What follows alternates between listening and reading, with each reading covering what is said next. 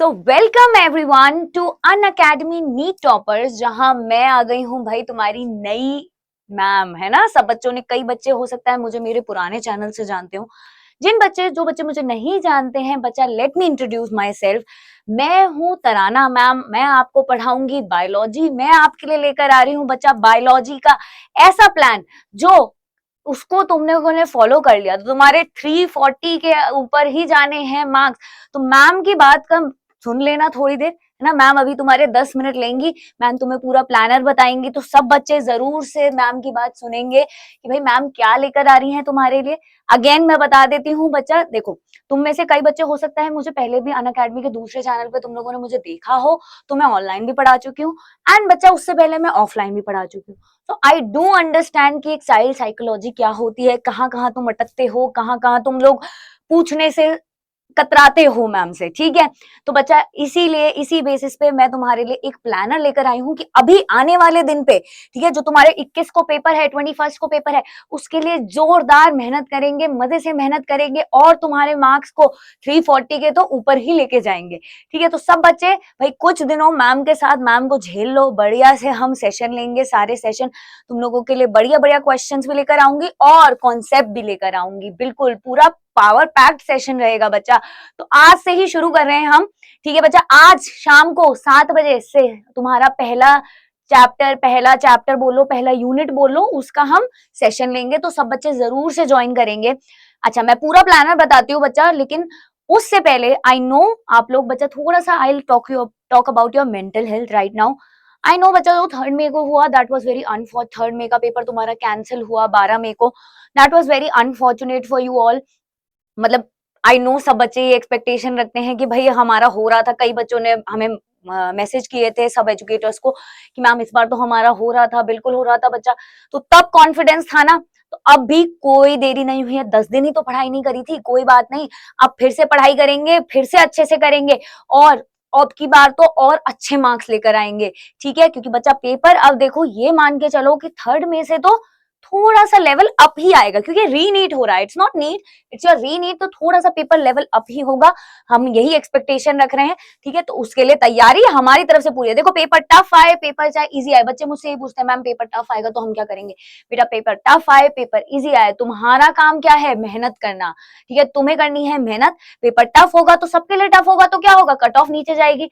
और paper easy होगा तो सबके लिए इजी होगा, तो कट ऑफ ऊपर जाएगी। तो बिल्कुल मेहनत करने से नहीं डरना है, मेहनत करते रहना है। मैम भी मेहनत करेंगी, तुम्हें भी मैम के संग मेहनत करनी है, ठीक है। तो चलो भाई, विदाउट वेस्टिंग टाइम बच्चा, जो बच्चे नए हैं, जिन्होंने, मतलब कई बच्चे ऐसे हैं नए जिन्होंने मुझे इस चैनल पे पहली बार देखा होगा, ये मेरा टेलीग्राम ग्रुप है, ठीक है। मैं लिंक आपको डिस्क्रिप्शन में दे दूंगी, आप उसे ज्वाइन कर लेना जरूर से। उससे क्या होगा बच्चा, आपको इस क्लास की पीडीएफ, अभी जो हमारे लाइव जाएगा सेशन 7 बजे, उसकी पीडीएफ सब आपको यही मिल जाएगी, ठीक है। तो जरूर से सब बच्चे ज्वाइन करना। अब तुम्हारा मेन मुद्दे पर आते हैं कि क्या है नीट का प्लानर, जो आज से स्टार्ट हो रहा है तुम्हारा 7 बजे से। तो बच्चा आज सबसे पहले तुम्हारे लिए लेकर आऊंगी सेल वाला यूनिट, ठीक है। सेल वाला यूनिट हम अपने, आप सब जानते हो बच्चा, 11th में अगर कोई मुझसे पूछे कि सबसे पहले प्रायोरिटी से कौन सा यूनिट कर लेना चाहिए, तो मैं सबको यही कहती हूँ कि भाई सेल तो जरूर कर लेना चाहिए। एक बार को बाकी कुछ भी एक बार को स्किप कर सकते हो, बट सेल तो बहुत अच्छे से कर लो, क्योंकि हर साल हम देखते हैं कि आपके 10 से 12 क्वेश्चन तो कहीं नहीं गए इस यूनिट के। और इस यूनिट से ही बच्चा जेनेटिक्स कनेक्ट करता है। तो क्या है, जेनेटिक्स भी हम जानते हैं कि भाई जेनेटिक्स में भी तुम्हारे 10 से 12 क्या 13 भी चले जाते हैं क्वेश्चन, 13-14 भी जाते हैं। तो जेनेटिक्स तो हमारा सबसे ज्यादा है ही। तो बच्चा 30 आपको हर ऑल्टरनेटिव डे पे क्लास होगी। पहले आपको सेल कराऊंगी मैं, उसके बाद ह्यूमन फिजियोलॉजी कराऊंगी, क्योंकि जूलॉजी भी हमें साथ लेते हुए चलनी है। तो और ह्यूमन फिजियोलॉजी की वेटेज बहुत अच्छी है बच्चा, अच्छी खासी है।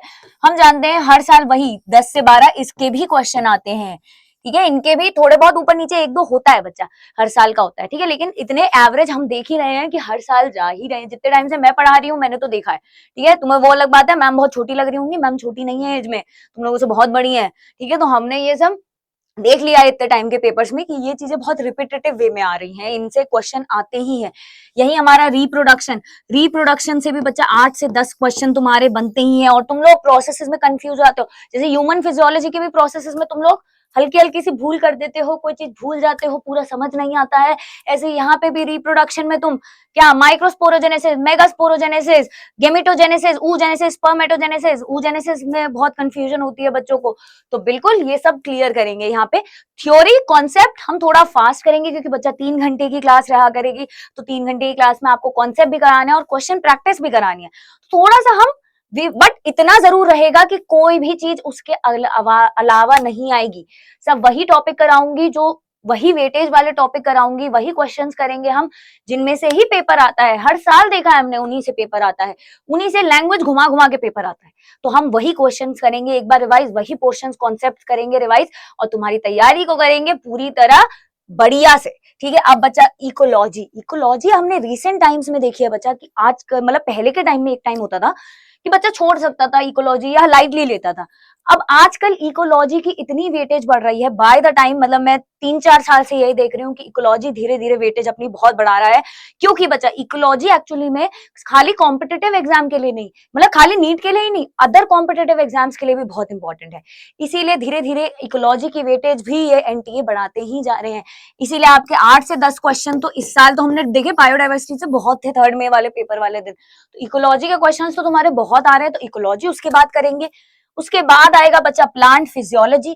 प्लांट फिजियोलॉजी में भी तुम्हारे 8 से 10 क्वेश्चंस कहीं नहीं जाते हैं, और तुम्हें plant physiology and human physiology से सब बच्चों को बहुत टफ लगती है, सब बच्चों को, क्योंकि प्लांट्स के बारे में याद नहीं होता।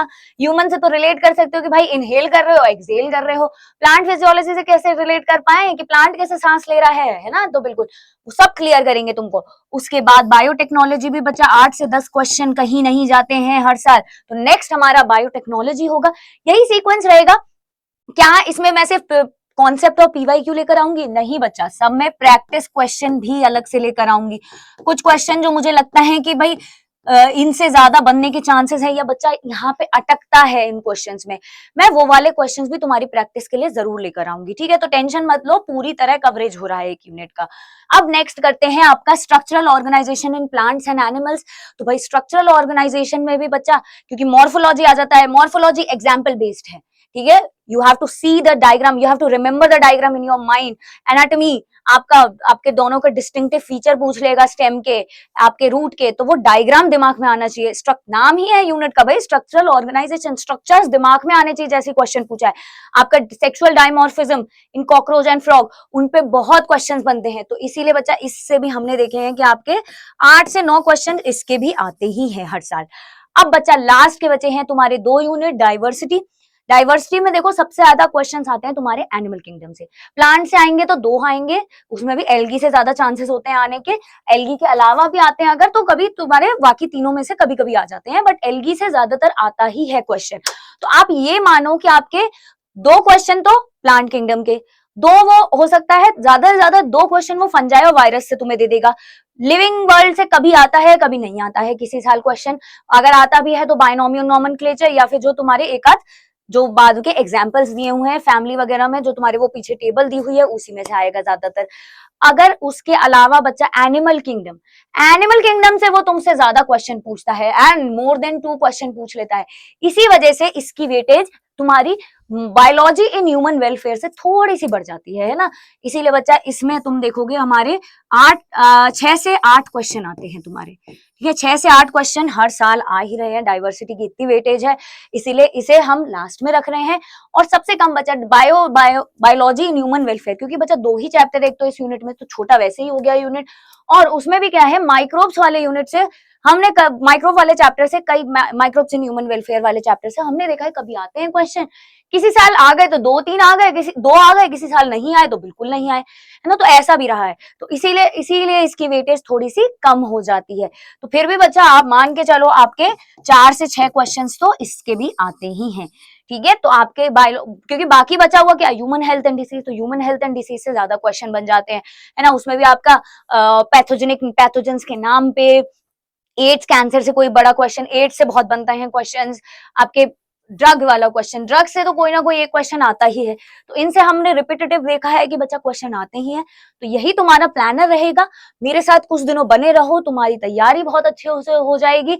340 प्लस तो मैं लाके दिलवाऊंगी। अगर जिस बच्चे ने अच्छे से फॉलो करा है मैम का सेशन, लाइव में रहोगे भाई, 340 कहीं नहीं जाएंगे, बढ़िया से कॉन्सेप्ट क्लियर होंगे, बढ़िया से मार्क्स आएंगे, और फिर हम नीट में कह पाएंगे कि भाई जब री नीट होगा तो हम अच्छे से दे पाएंगे, कॉन्फिडेंटली दे पाएंगे। कॉन्फिडेंस क्रिएट होता है ना बच्चा, इसीलिए एक कॉन्फिडेंस क्रिएट करने के लिए, माइंड को ट्रेन करने के लिए जरूरी है कि हम ये सब पोर्शंस को एक बार दोबारा रिवाइज कर लें। तुम लोग ढूंढ भी रहे होंगे रिवाइज करने को एक जगह, तो भाई तुम्हारे लिए कुछ दिनों अब मेरे संग जब तक नीट है, तुम लोगों को ये प्लानर फॉलो करना है। So stay tuned at this channel, okay. I will, मैं तुम्हें जब भी क्लास हुआ करेगी मैं बता दिया करूंगी, है ना। जब भी क्लास, बच्चा मोस्टली क्लास तुम्हारी 7 बजे के आसपास ही रहा करेगी। जैसे आज है, आज हम सेल वाला यूनिट स्टार्ट कर रहे हैं आपका 7 बजे से, ठीक है। तो चलो बच्चा, मिलते हैं उस क्लास में, एंड फिर मुझे कमेंट्स में जरूर बताना भाई कि कैसी लगी क्लास तुम्हें, ठीक है। एक बार क्लास जरूर अटेंड करना, आना जरूर,